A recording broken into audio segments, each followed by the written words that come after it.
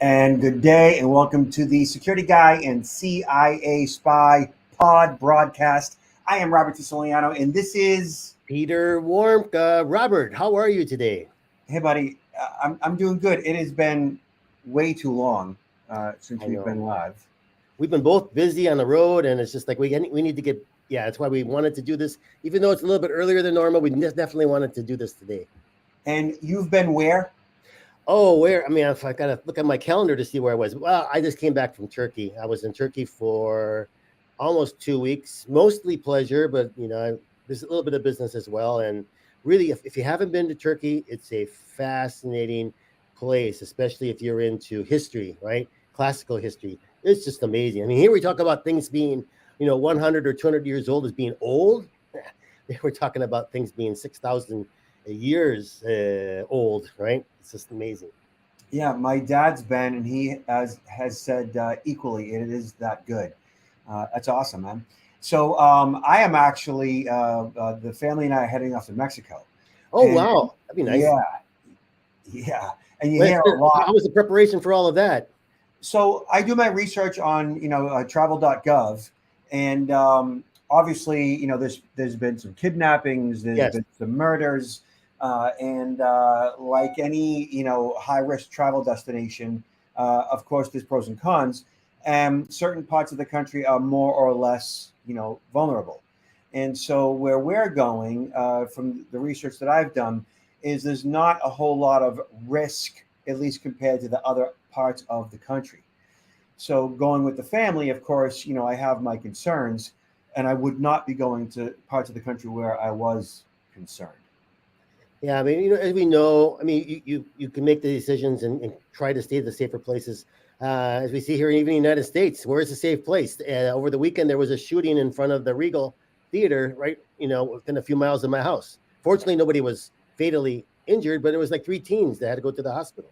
Yeah. So So it's got, risk is everywhere, yeah, and part of what we do is, to help you to manage that risk, right?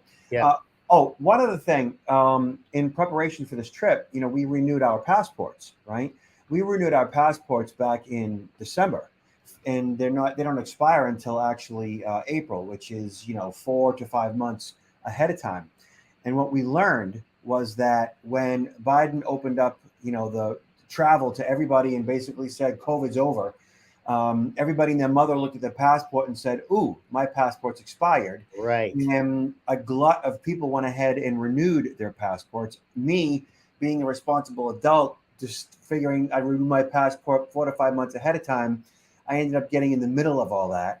And where it was supposed to be 6 to 9 weeks of my passport being renewed, it ended up being 12 to 14, which would have meant I would have missed my trip if I didn't. Wow.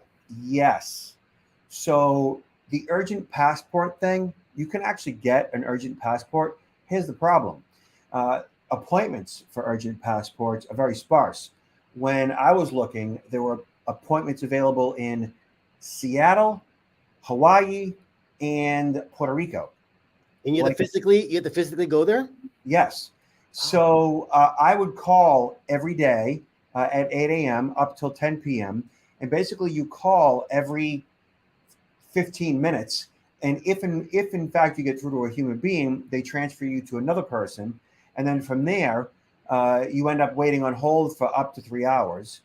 And once you get in touch with somebody, if there's ever actually anybody on the phone, if you don't get disconnected, usually there's no appointments available.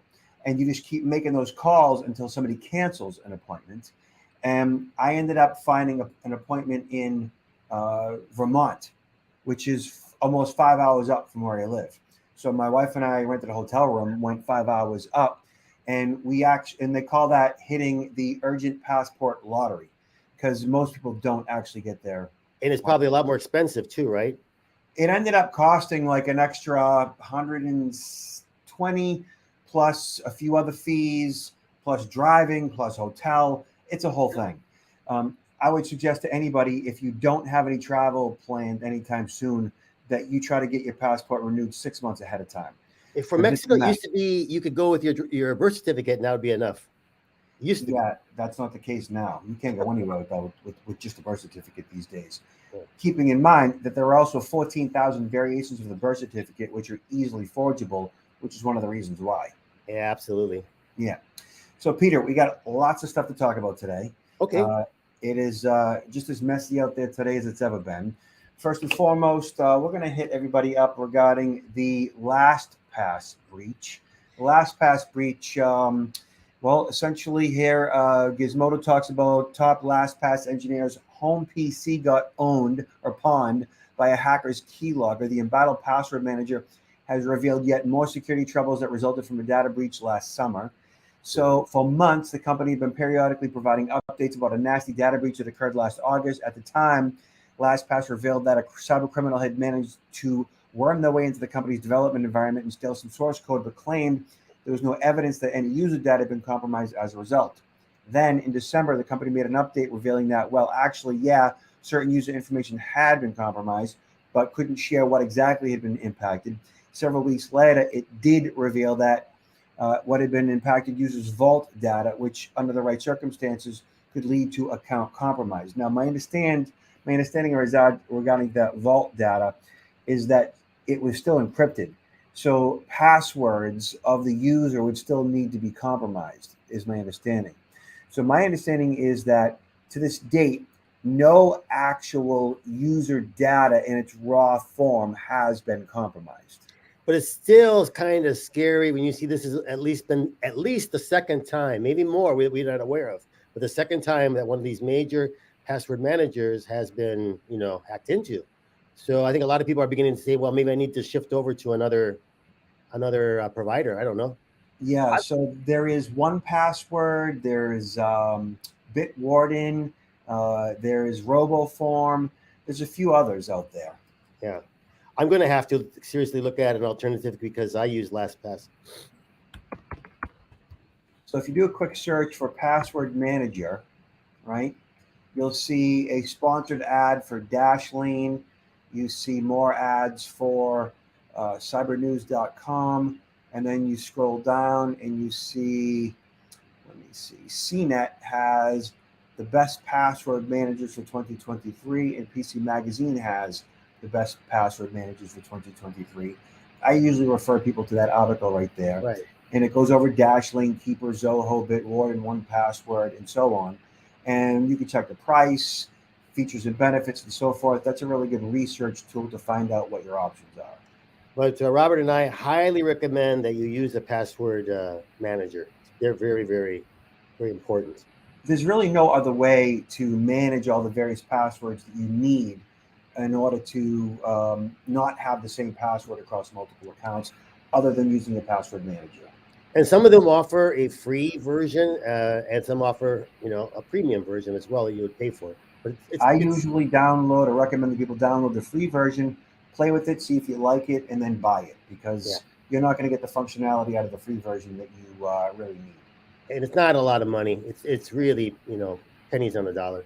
I spend $20 a year for a license, and that gets me access to a password manager on 18 different devices that I possess, including those for the family. And that's one master password. It often includes a biometric or second factor. And if anything happens to me, my entire family has access to my passwords, which I'm perfectly okay with. Yeah. All right, so Reuters talks about U.S. House panel to vote next month on possible TikTok ban. So I've been asked to comment on this a number of different times in the media as to what this is all about and how it impacts everyday users and how it impacts, of course, our critical infrastructures. So right here, McCall, who is the Republican House of Foreign Affairs Committee, said that the concern is that the app gives Chinese government backdoor access to our phones. Okay? Correct me if I'm wrong, but the government has already banned U.S. government employees from using any devices that have been issued to them by the government, correct? So I believe it has taken place on the Fed level. I'm not exactly sure, but I believe it has. Mm-hmm. And then it's up to the states and individual municipalities to require that ban locally and regionally, right? This is going to be very, very hard, I think, to ban it across the table for all, all citizens, Americans. I mean, I mean, you have a lot better understanding of the VPNs than I do, but it seems to me that you could potentially, if it becomes banned in the United States, is it possible to use a VPN to gain access to it? So the short answer is yes. Depending on the VPN, depending on how or how that VPN works, the way a VPN essentially works is you can, or it should work, is you can choose the actual IP address of where you want to say your device is currently in the world. Mm-hmm. So if it's banned in the US, then you would set your VPN, say, to South America, Brazil, or to China for that matter. And then if TikTok was banned in the US and you set your VPN for Brazil and it's not banned in Brazil, then you'd be able to access TikTok. Yeah. So to understand basically how this works, Peter, and I know you know this, is that like if you look at companies like Huawei, right? Huawei provides like the grid for 5G and other mobile hardware and software, right?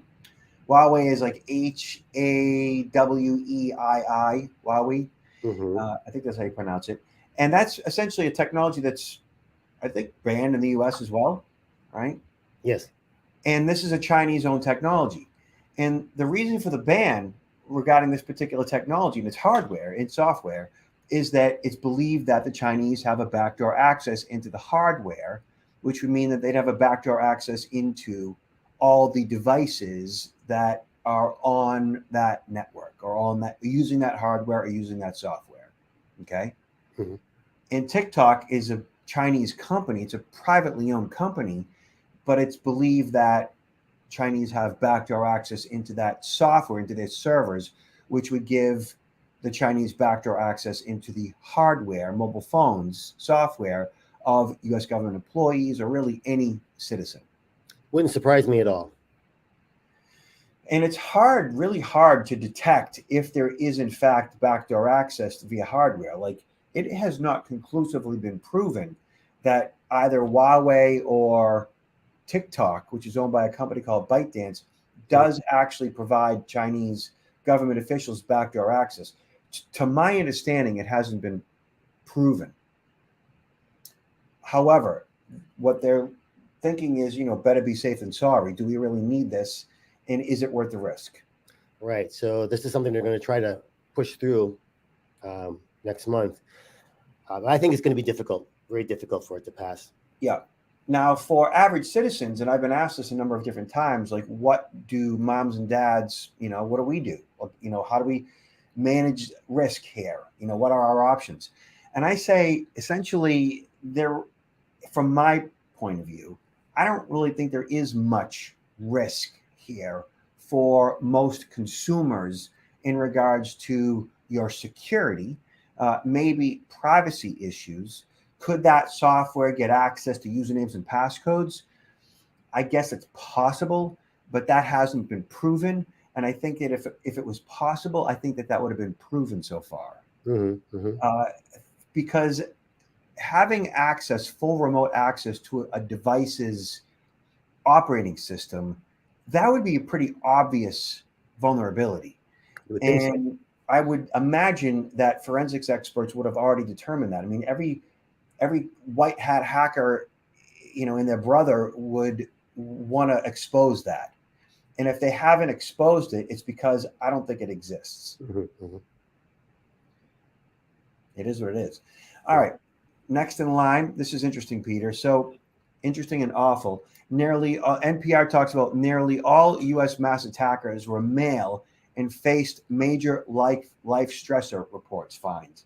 So this is in regards to mass shootings, Peter, right? I've heard this before, that it's predominantly males that are the ones that are involved in these versus females. And it's kind of interesting to analyze why might that be the case. One thing that kind of popped into my mind when I saw this article this morning is a lot of the individuals, males, have had guns I mean, for some period of time, even if they're younger, maybe they started shooting, maybe their parents took them out and they started to take, practice using a handgun as a sport, when maybe a lot of the females or young ladies maybe don't do that compared to, young men. So is that we all have stressors, and maybe we all kind of like want to reach out and explode and do something, but maybe part of the issue is that these males have that gun readily available versus some of the females that maybe would I don't know, do the same action. They don't necessarily have that weapon.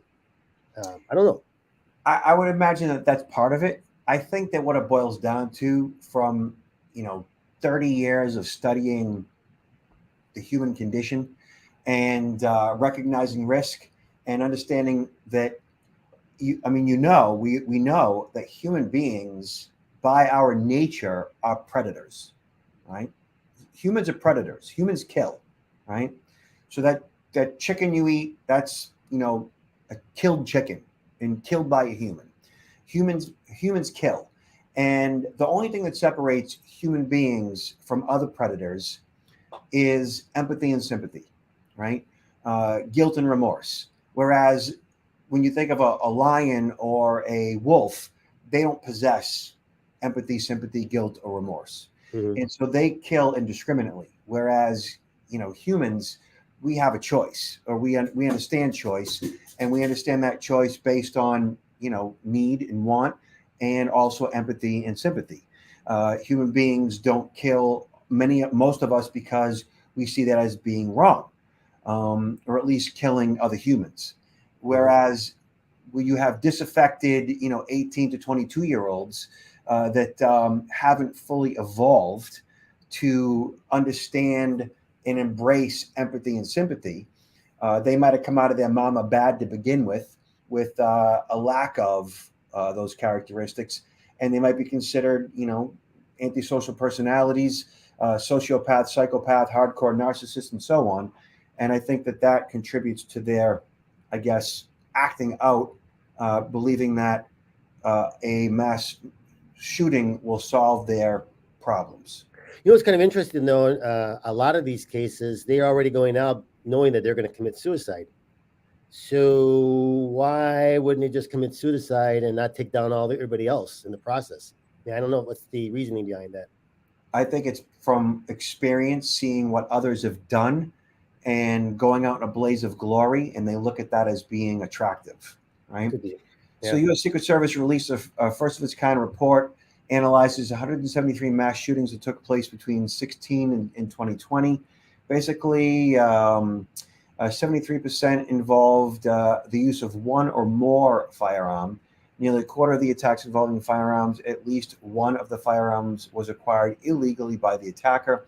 Demographics: 96% were male, 57% were white, and 34% were black. 64% had a prior criminal history, not including minor traffic violation. 41% of the attackers were found to have a history of domestic violence.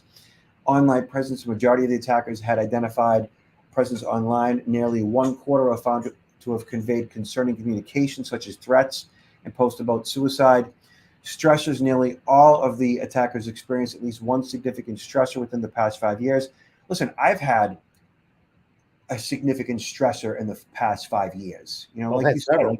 like everybody, That's right? several. Like everybody has stressors. Family illness, family death, Mhm. a neighbor who sucks. Everybody has something, but that doesn't necessarily mean you're gonna, bust out an AR and take down 20 people in the process. I think it boils down to, a person's emotional development, and whether or not they have the perspective necessary to get through those stressors in such a way where they're not going to act out and look at killing other people as part of solving their problem. Yeah, we really lack a lot of communication. I mean, a lot of these people, some of them are not communicating, so maybe some people are not aware what they're going through. People would tend to just communicate by looking at their telephone and not communicating with people around them. Others do communicate, or at least leave some signals, and people are not picking up on them, or they don't realize the importance of what they may have to do if they become suspicious of somebody. You just can't turn your head and ignore the problem. Never again, right? Mhm. Concerning behaviors and mental health symptoms among the attackers, the report says 180 attackers that examined the report, 58% experienced mental health symptoms prior to or at the time of their attack, some of which included depression, suicidal thoughts, psychotic symptoms such as paranoia and delusions. It's that, suicidal thoughts, psychotic symptoms, and paranoia of the 58%. That's obviously the most alarming and concerning. I've seen studies that show as many as 50% of all people suffer some form of mental health issues, right? I believe it. Yeah, I believe it. Yeah. And, so, that statistic is not unusual to me. But I think it's, that hardcore psychotic symptoms such as paranoia that leads to significant fear and uncertainty and thinking that people are out to get you. And when you are kind of backed in the corner in that regard, feeling fear and uncertainty in that way, like people are out to get you, then acting out violently makes sense. Yeah. Although obviously being wrong. Mental illness is not a barometer for dangerousness, and it is not a correlation for mass attacks, it says. The vast majority of individuals with mental illnesses in this country will never be violent, which is like pretty much what I just said. Right. In fact, often they are victims of violence themselves. So I guess it's for all of us who see somebody acting out aggressively, acting out in a paranoid way, and then on top of it all, somebody who has access to firearms or mentions that they're going to use firearms to do something, that's really where people need to drop a dime. Mm-hmm. Mm-hmm. True. Peter, check this out. Dark Reading talks about how $6 can buy hacked social media and streaming accounts from the dark web. Yeah, this is incredible. This is really, really interesting stuff. Yeah. The report unearthed a flourishing marketplace on the dark web for hacked entertainment services. You could buy LinkedIn access for $45, Facebook for $14, Instagram for $12, Discord for $12, Snapchat for $12, TikTok for $6. You can find the full research at whizcase.com. Most of these are obtained from social engineering or phishing campaigns after hackers have compromised users' email addresses used at registration. Unsurprising. I found that I was kind of curious when I saw that LinkedIn was like on the top of the list, like $45. Is that like someone actually taking over someone else's account, impersonating them, and using that account for various things? That's logging in and getting full access. Yeah. Because their credentials, their username, which is an email address, and their passcode has either been phished or it's been exposed in another data breach.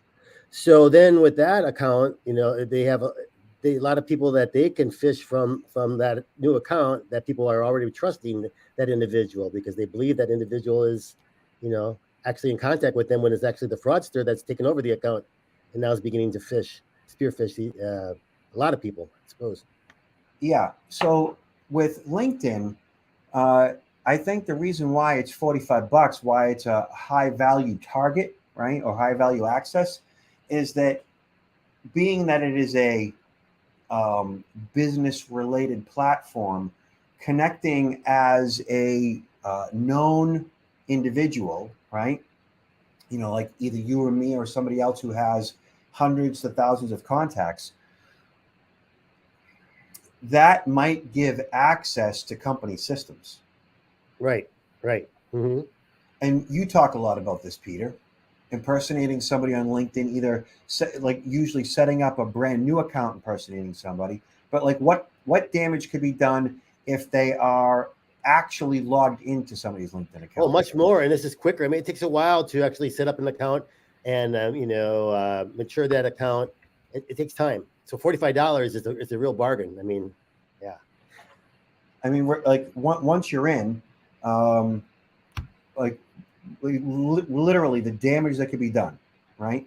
Like you can pose as somebody, get access to find out who's in accounts receivable, who's in accounts payable, who's in manufacturing, like gather the necessary intelligence on your target company based on, now the bad guy is compromise a known profile, somebody who's known, liked, and trusted, asking basic one-on-one questions about, who do I contact to send an invoice to? Who do I contact for this and that. And you've got somebody on the ground who you're connected to that's going to give you all that legit information and even maybe introduce you to them. Yeah. And there's 800 million LinkedIn accounts out there. So there's a big pool potential. Peter, tell everybody what you are up to these days, what you have going on. Well, right now, I mean, I came back from Turkey and I'm up in the Washington area delivering a training program, and I'll be going back home short order, doing a lot of writing. I'll be coming out with a couple of books later this year. I got conferences coming up that I'm going to be speaking at, keynote speeches. Anyway, I see you highlighting my book. Yeah, the book's doing very, very well. And anybody interested in the arts of human hacking or social engineering, this book is a very easy read and provides a lot of insight. And it's available on Amazon in soft copy, in paperback and Kindle version, as well as audio. Awesome. What you, Robert? And you can check out my team at protectnowllc.com. For those of you who want to check to see if your email has been compromised, you can go to our email checker, click on that, type your email address in here. You could search 12 billion compromised records to find out if your email was part of any particular data breach. And then from there, go to each of those accounts to tighten things up and change up your passcodes. Awesome. I'm going to check that out, Robert. Excellent. Yeah. So, Peter, last words. Well, I know you're having a trip coming up, safe travels, and it'll be interesting to hear your observations after you return. Thank you, buddy. Take care. Everybody be nice to each other out there. Yeah. Until next time.